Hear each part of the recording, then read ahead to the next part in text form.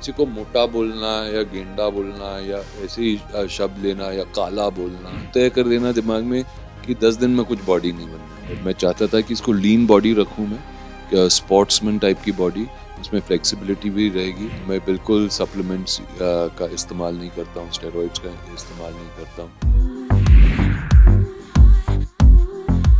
कितनी मेहनत करनी पड़ी आपको इस फिल्म के लिए? एक अच्छे हैबिट को डेवलप करने में आपको एग्जैक्टली 90 दिन लगते हैं, और वैसे ही एक बुरे हैबिट को तोड़ने के लिए आपको 90 दिन लगते हैं।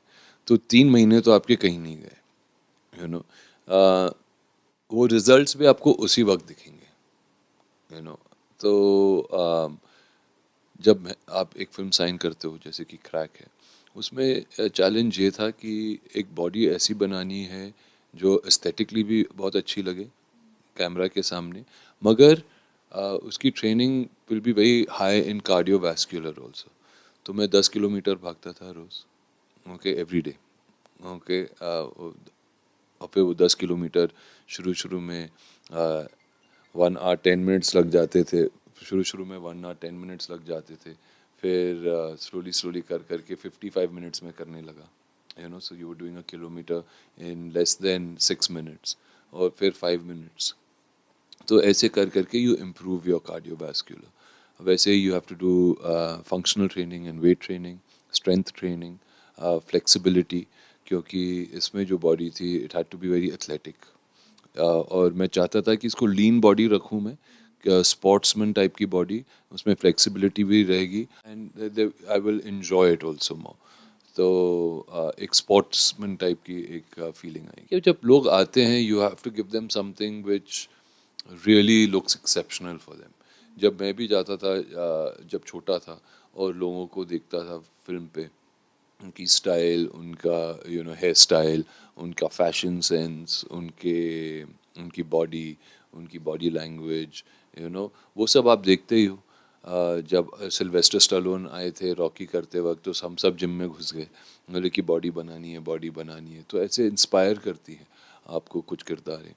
तो मैं भी चाहता हूँ कि जब लोग मेरी बॉडी देखें तो इंस्पायर हों, in a good way. It's a good message to give to people, और ये भी कि अचीवेबल है। मैं यही कहूँगा कि don't use any supplementation. I am totally against that, okay. मैं बिल्कुल सप्लीमेंट्स का इस्तेमाल नहीं करता हूँ, स्टेरॉइड्स का इस्तेमाल नहीं करता हूँ।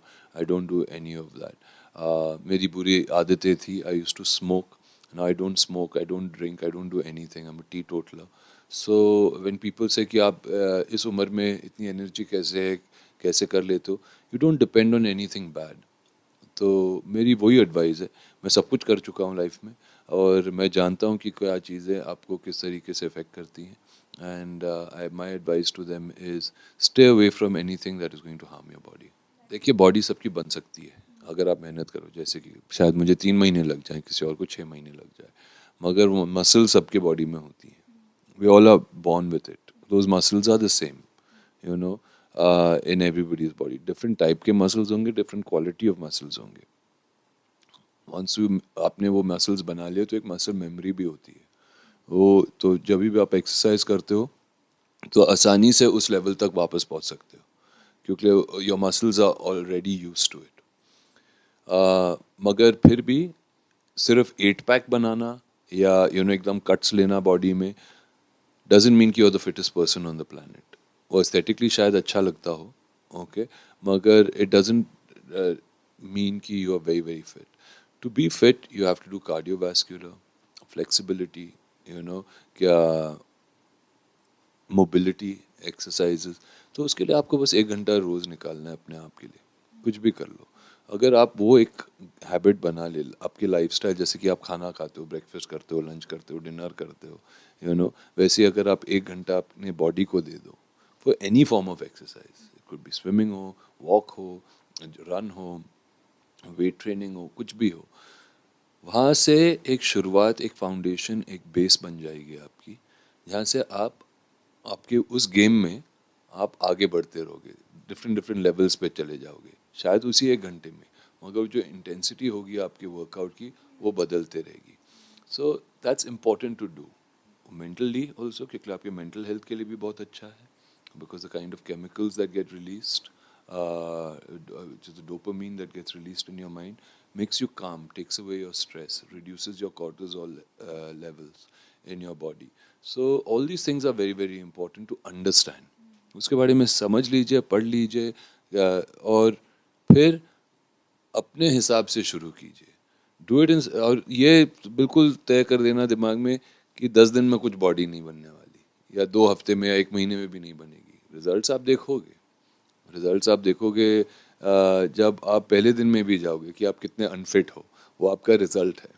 ओके, 10 दिन बाद आप देखोगे कि आपकी फिटनेस कितनी इम्प्रूव हुई है. फिटनेस पे काम कीजिए, बिकम हेल्दियर. और इसी का दूसरा वर्जन है body shame. I want to talk to you on that also. People continuously shame, जो आजकल कॉमन हो चुका है और इसको लोग नॉर्मल समझते हैं कि यार शेम कर देते हैं ना, मतलब मजाक मजाक में भी. तो I want to talk on that.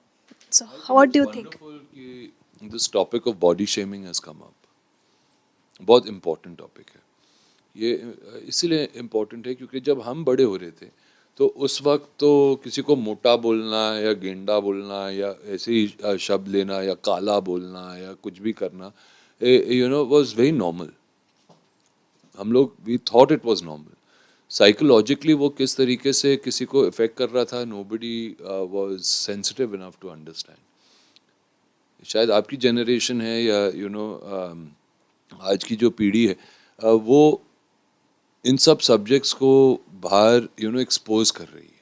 We are talking about it. ये बहुत ज़रूरी है. ये ज़रूरी है क्योंकि we have no right to जज एनीबडी. खुद का काम करो, खुद की जजमेंट, खुद को जज करो.